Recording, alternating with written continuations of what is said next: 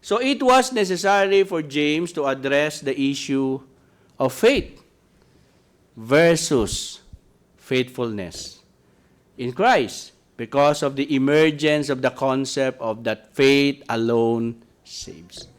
Time pa lang nila, issue na. Issue na. That's why James has to address the issue.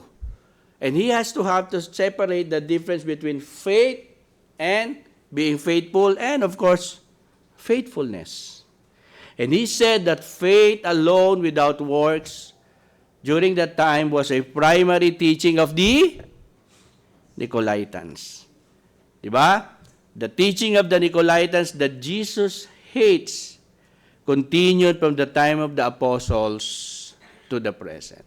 If you will read yung sa Revelation, God hates the Nicolaitans. Nicolaitans, Okay. The Nicolaitans. Okay, what is the teaching? Diba? What is the primary teaching? Faith alone will save you. That faith alone without works is the teaching of the Nicolaitans.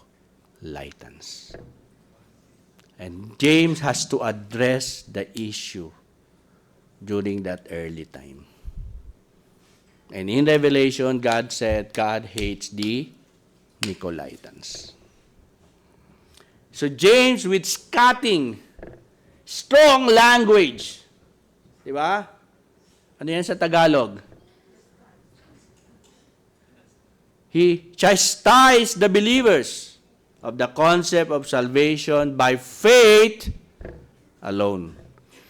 So James said, "You are foolish to think that faith without works saves, because faith without works is dead." Sira ulo ka kung yan ang pinaniniwalaan mo at kung yan ang tinuturo mo. Okay?